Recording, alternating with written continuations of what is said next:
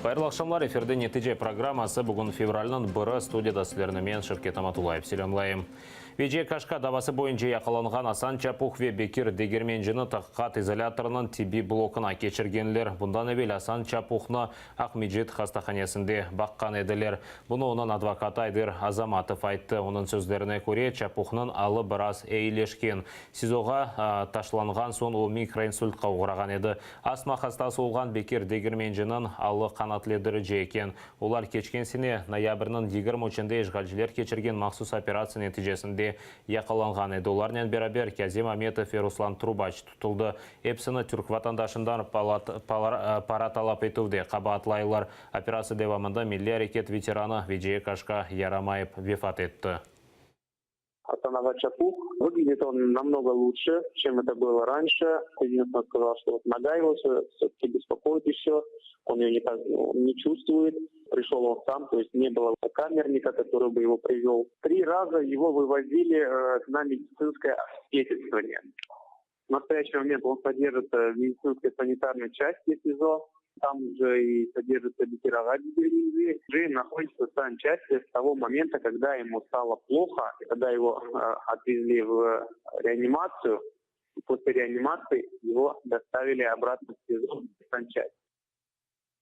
Қырымның юқары Рос махкемесі бір кішілік наразылықтарда иштирак еткені үшін жезаланған Усейн Усейнов ве Дилавер Юнусовның шикает аризаларына қанатлендірмеді. Имайесі Қырым татарларға берілген пара жезаларына қаршы итираз білдірген еді. Туневан бір кішілік наразылықтарда иштирак еткен 4 инсанның шикает аризасы бақылған еді. 2 инсанның пара жезасы деңіштірілмеді. 2 инсан есе 15 000 рублей еріне 10 000 төлемелі. Былтыр октябрінің 14-інде Қырымның чешіт көшелерінде 100-ден зияде Қырым татары бір кішілік наразылыққа шығып репрессиялар тоқтатылмасына талап еткен еді. Апелляция вынесла тот же вердикт, что и первый раз. Хотя я с этим полностью не согласен, так как законом Российской Федерации предусмотрено проведение одиночных пикетов. Особых-то иллюзий и чаяний не было, но тем не менее. То есть суд прошел достаточно монотонно, формулировках юридических, которых я мало чего в принципе понимаю. Единственное, что могу заметить, что народ никто не слышит. Я хочу сказать, что государство как раз-таки нас услышало, потому что отреагировало тем образом, которым обычно и реагирует, санкциями. Причем достаточно топорно, однообразно. Итог: будем обжаловать в ЕСПЧ решение суда, которое оставило без изменений решение суда первой инстанции. Қырымлы адвокатлар жемаат ве ишғалжы құқық қорыжыларға мұражат етті. Олар мақсус қызметлерінің судақта кешірген ұжымына нафиле олғанына қайдетті. Ратлық күнлері Қырым бірдемлігі ярмада жемаатының проблемлеріні мұзакер етмек үшін судақта топлашты. Ләкин 50-ге яқын ишғалжы полиция ве ОМОН хадимы келіп оларға кедер етмеге тырышты. Инсанларыны сораштырып фоторесімлеріні шығарып паспорт малюматларыны язып алдылар. Адвокатлар Қырым бірдемлігі тешкілі фарқлы дин ве миллетке айт инсанларны бірлештіре деп қайдете. Если их цель была запугать народ или запугать тех участников, которые участвуют в этой крымской солидарности, то хочу сказать, что крымско-татарский народ имеет огромный опыт в борьбе, в мирной борьбе. Если это мероприятие было направлено на то, чтобы кого-то запугать и кому-то дать какой-то определенный импульс или посыл того, чтобы они отсюда уезжали, мы сделали свой выбор. Это наш дом, и мы отсюда никуда не уедем.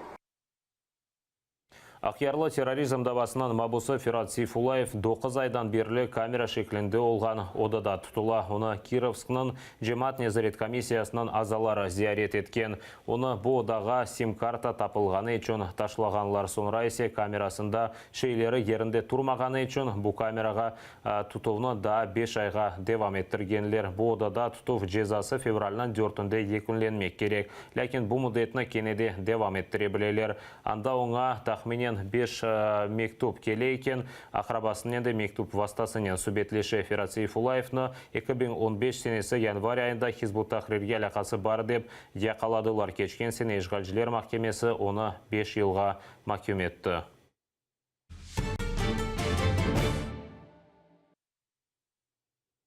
Кремль мабусы Павел Грипнан сағлығы телеке алтында ФСБ яқылаған Украиналының сағлығы зайыфлашқан. Бұны оның бабасы Игорь Грип тариф етті. Тәпсілетлі жәлевқамызда сейреті білесіңіз. Ашқазанның ағырысы ве иш органларының қанағаны ақында айта. Русияда яқыланған Украиналы Павел Грипнан бабасы оғлының сағлығы ақында тариф ете. Павло почав дуже сильно скаржитись на сильні болі в шлунку і в животі, на загальну слабкість, на те, що дуже погане самопочуття, скаржився на посилення тиску з боку адміністрації, слідчого ізолятору і слідчих. Здоров'я ці всі скарги можуть привести до внутрішньої кровотечі, яка може привести до фатальних наслідків. Павелның сағлығы ақында Украина тыш ішлер назерлігінің матбуат катибы Мар'яна Беца сөз юрсетті. З огляду на важкий стан здоров'я Павла Гриба вкотре вимагаємо від Росії надати доступ українських лікарів до Гриба. Бүгін есе мәлім олғаны кебі Русия махкемесі Павелның ана бабасы ве адвокатсыз шикайет аризасыны рет етіп, апысте тұтув мұдетіні мартның 4-не қадар девам еттірді. Павел Гриб 2017 сенесі Бияз Русияның Гомел шәрінде ғайып болды. Бираздан оны Русияның Краснодар шәрінің сезосында таптылар. Руслар оны терроризмде қабатлай. Виталий Попов, Заман, АТР. Киевде кечірілген төгерек масада Кремль есірлерінің азат етілмесіні музакире еттілер. Мұнда Қорчылайжы түшішлерін әзірлігі ве Украина қапсызлық қызметінің векіллері, депутат азат етілген сияси мабус ве есірлерінің сой-соплары топлашты. Ишғалжылерге тесір усуллары аққанда левқамызда тариф етілі. Игорь Қырымда яқаланған Евгений Пановның доғымыш қардашыдыр. 2016 сенесі август айында Евгений ФСБ тарафындан тұтылды. Оны işgal етілген Қырымда террорист үжімлерін азырламасында қабатлайлар. Бұны Украина махсус қызметлерінің емрейлі япқан екен.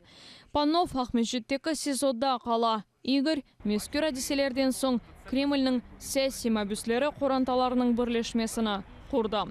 Ярымадаға барып оламай, бұл себептен САС Украинадан бұтын бұларына көзетмеге мечбур. Після катувань він кульгає, у нього біль там в колінах, у спині. Коли нашим адвокатам вдалося прорватися, дійти до нього, взагалі розповісти, що відбувається, це от чисто психологічно справило дуже велике враження, дуже великий вплив. І потім, коли почали доходити листи від українців. А Қорчылайчылар бүгін сәси мәбүслерінің ресми сайысы 64-ке етті дейлер. Олардан 36-сы Қырым татарыдыр. А Қорчылайчылар қайдетеке девлет оларны азат еттеречек тедбірлерні белгілемек керек. Як військовополонені, так і цивільні заручники, вони є дуже потужним інструментом в руках Російської Федерації. Вони використовуються в якості потужної пропаганди на території Росії, розпалювання ненависті до України і так само підігріванням конфлікту, який вже триває майже 4 роки. Тышышлер назерлігі Русияге 300-ге яқын наразылық бейанатына yolлады. Анда Украина сірлеріні азат етмеге талап етілі.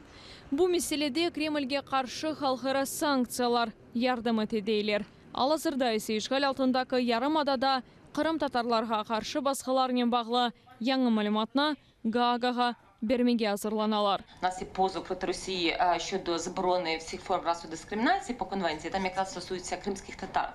Один із аспектів і саме дискримінація і геноцид кримських татар. Ми збираємо зараз всі докази цих всіх репресій.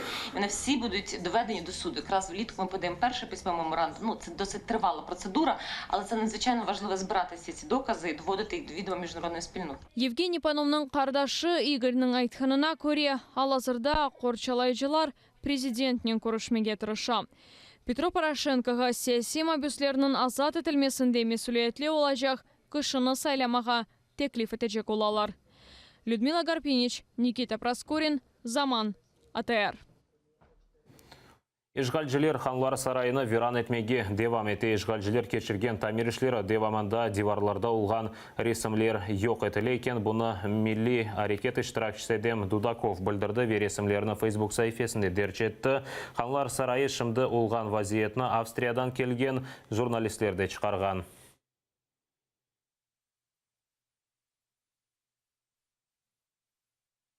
Уничтожается идентичный материал. начиная от черепицы, кончая балками архаичными. И все. Ну, составляется заморская черепица. Вот я в связи с этим и хочу сказать, что их главный аргумент, что черепица, если ставить свою родную черепицу, то она ползет и со временем требует длительного ремонта.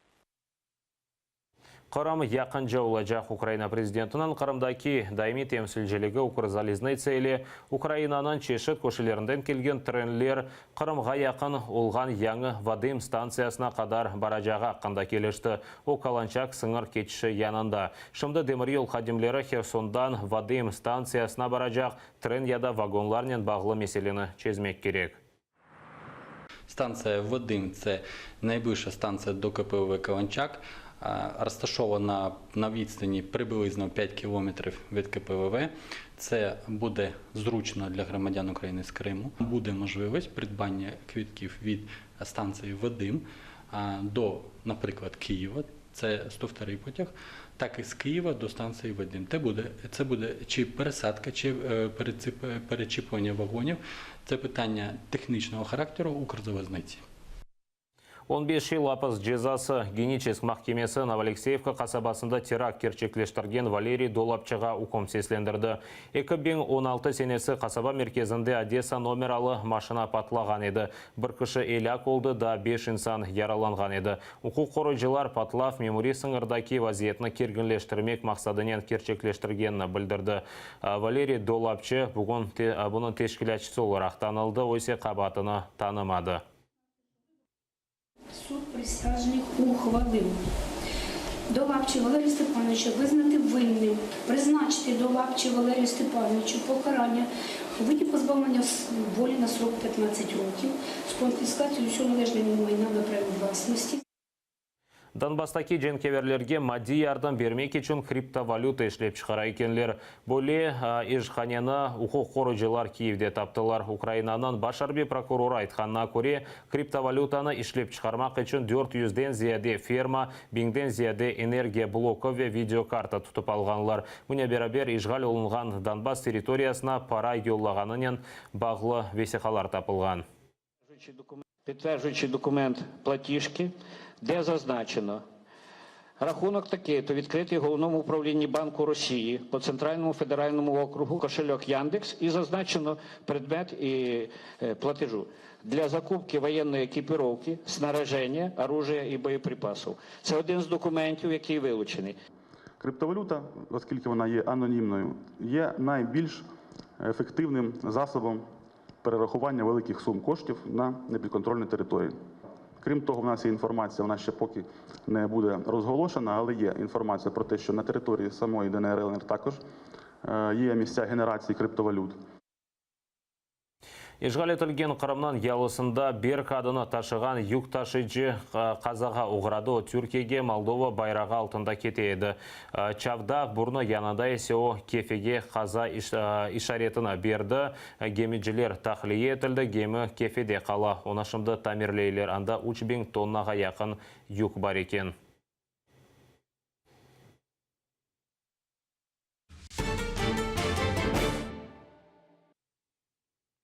İstanbul'da avtobus duraqqa uruldu. 3 insan elak oldu da 5 kişi hastahанеге yetkizildi. Yol kazası Üsküdar'da yüz berdi. Şahatların айтқанына көре avtobus başka avtobusқа çarptı. Sonra ise duraqqa kirdi. Qaza yerinde hukuk qorucular çalışa yol kazasının sebepleri öğrenilmekte.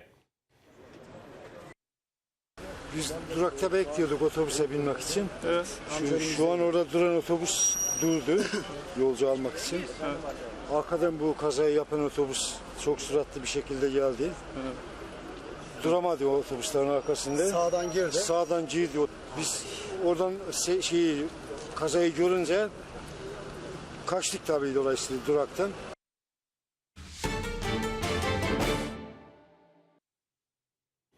Қырым татарлар Евсаневи учуджи екідіфа қараман Аметхан Султан аңа 47 ел евелісі о учақны сынағана вақыт еляк олды. Екінші жан женкінде о 49 алман учағыны йоқ еткен еді. Оның адынен Қырымның чешет көшілерінде соқақ ве мейданларыны адландырдылар бұне берабер. Оның ады бұтын дүнияда белі олды.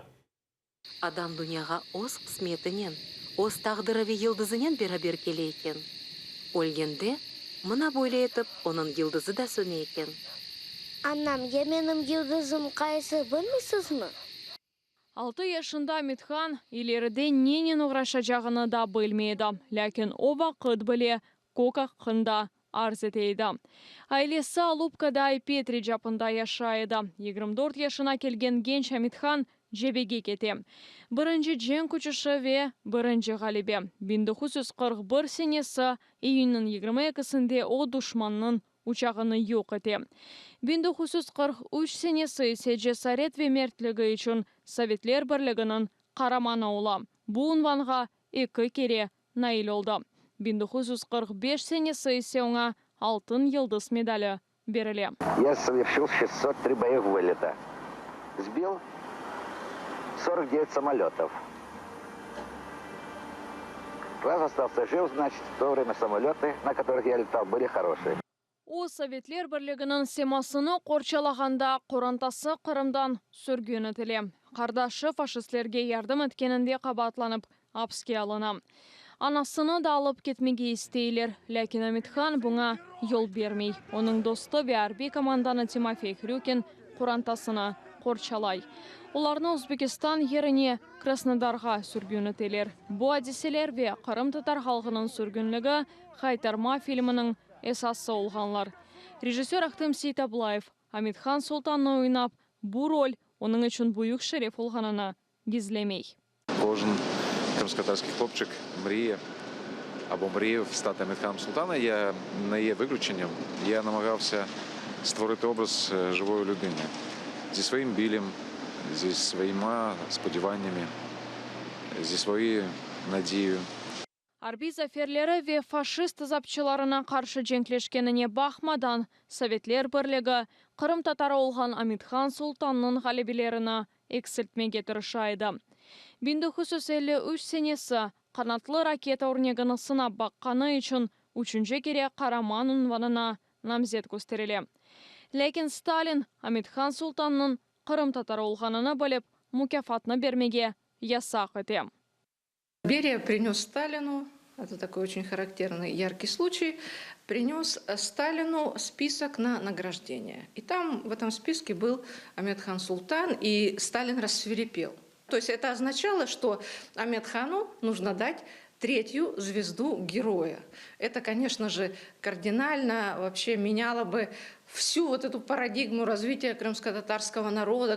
Tarihçideki Амитхан her daim halkının yanındaydı.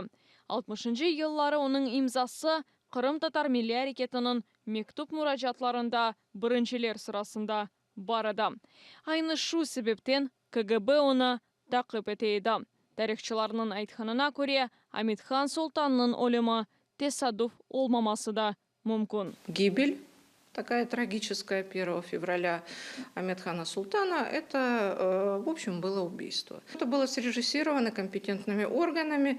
Амитхан Sultan'ın hatırasına Alupka'da muzey açıldı. Ahmetşit'teki meydanğa ise onun adı verildi. Амитхан Sultan'ın adı Sema'da da ebediyleştirildi. Güneş sistemasının küçük seyresine onun adı verildi. Елена Царенко, Zaman, ATR. Kun devamında da telekanalımızda Амитханны аңалар, onun hakkında tarihçiler tarif ете ona bağışlanған vesikalı filmler көре білесiniz. Buna beraber bütün Qırım Tatar halkı ve Qırım Tatar halkının Sadık Karamanına bağışlanған Qaytarma filmi de gösterilecek. Fevralının 3'ünde ise Buyukonlar kasabasında Medeniyet evinde onun hatırasına bağışlanған 9. kureş yarışı olacak. Tedbir saat 11'de başlanacak, lakin saat 9'dan başlap yarış iştirakçıları kaydedilecek.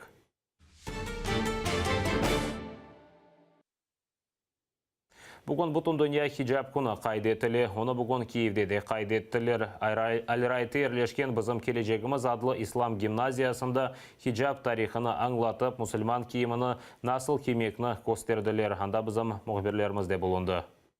Alirayt İslam Medeni Merkezinde yerleşken Müslüman gimnaziyası açık dersini hijab kiyiminin peyda oluvunen başlay. Anna Karpisheva hijabını 2 yıl devamında kiye. O Müslüman kadınlarına hijabının manası hakkında tarif etti. Он прикрывает всю нашу красоту, не привлекает, бережет от всяких преступлений в сторону женщин. Хиджаб күнінің 2013 сенесінде Нью-Йорк сакені Назма Хан қайт етмеге теклif етті. Қадын ичтимай ағлары вастасы еле мұсылман қадынларыны хиджаб кейіп, шәр соқақларына чықмаға чағырды. О вақыт акцияға 67 девлеттен қадынлар қошылды. Бұндан сон ел акцияда иштирак еткен қадынларының сайысы артты. Ее в школе все дразнили, потому что она ходила в хиджабе, и она придумала сделать праздник, чтобы не стесняться того, что она носит платок, и гордиться этим. Вела свой блог, как наматывать платки, чтобы девочки не стеснялись носить платок и не боялись того, что может случиться. Просто будьте самими собой. Гимназияда чешет девлет, яни Пакистан, Сирия, век Кавказ милетлерге айтолған мұсылман киімлер костереві азырладылар. 8 сынып талебесі Амишдар Пакистан қадынлары кейген байрам урбаларыны тақдим етті. Антерны қызға Пакистанда тіктілер. Я думаю, все у девушек была дома какая-то вещичка из своей второй или родной страны. И они хотели, чтобы показать всем, какая национальная или повседневная одежда в их стране. Хиджаб күнінің эсас мақсады бұл чешет медениет ве динге урметтір. Муфти Саид Исмагилының фикірінже, бөйлі халқара хиджаб күнінің қайт етілігі бұл мұсылман қадынларына япылған дискримінацияның тоқтатылуының бір адымыдыр. Мусульманки, вони намагаються звернути увагу правозахисних органів, державних органів, міжнародних спільнот, взагалі всього суспільства, до їх потреб і до того, що деяких жінок дискримінують. Хіджаб – це не є релігійним символом. Хіджаб – це одяг. І примушувати жінку проти її волі роздягатися і знімати те, що вона не бажає знімати, це є насильством над жінкою і порушення її прав. Бүгінгі күнде Украинада яшаған мұсылман қадынлары паспорт ведигер весиқаларға хиджабнен ресімге чықмаға рұқсет берілуіні талап етелер. Виктория Аблязова, Асан Эминов, Заман, АТР. Бұда қада нетеже программасы сонына келді епіңізге қайырлы ақшамлар тілейм ве дайыма АТР-ле ұлына скорышкенже.